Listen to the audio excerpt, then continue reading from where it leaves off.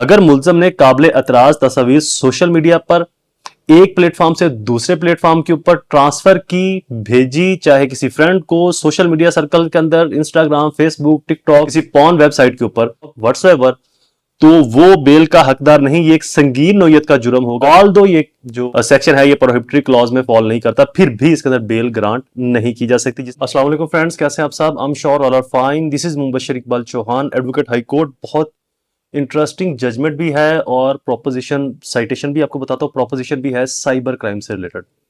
थोड़ी सी आपको इसकी प्रोपोजिशन पढ़ के बता दूं, फिर इसका लुबे लुबाब बताता हूं, देन आपको इसकी साइटेशन बताता हूं कि ऐसे मुल्जमान जो सोशल मीडिया के ऊपर किसी भी तरह की जो वीडियोस वगैरह, पिक्स वगैरह ब्लैकमेलिंग के पर्पज के लिए ये व्हाट्सएवर शेयर करते हैं, वो किसी भी सूरत जमानत के हकदार नहीं हो सकते।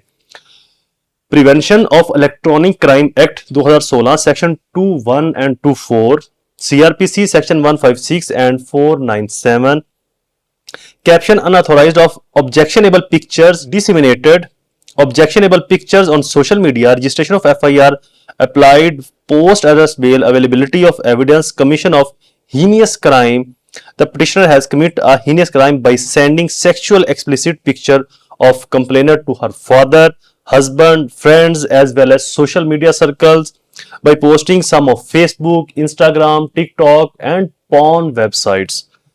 FIA collects sufficient incriminating evidence against him. Technical analysis expert report is available on record, which showed that crime petitioner has committed aforementioned crime. Accused committing such offense are not entitled for any liabilities, any leniency. The argument regarding grant of bail in case not falling under prohibitory clause is concerned in different case.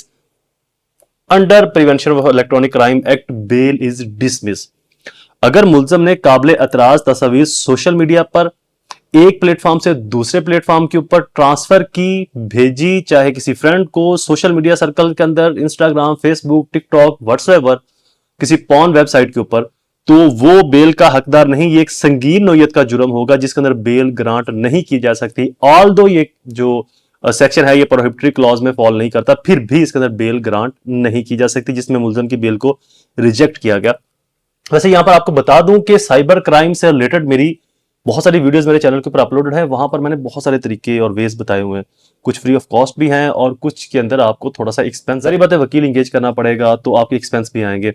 In further आपको बता दूं कि अगर आप मेरी services लेना चाहते हैं तो वो पेड होंगी, तो काइंडली इस मामले के अंदर थोड़ा सा कॉपरेट किया कीजिए कि आप बिल्कुल फ्री ऑफ कॉस्ट, सारी बातें, हमारे एक्सपेंस भी आते हैं और हमें भी अपना टाइम, अपना माइंड, अपना सब कुछ इन्वेस्ट करना पड़ता है।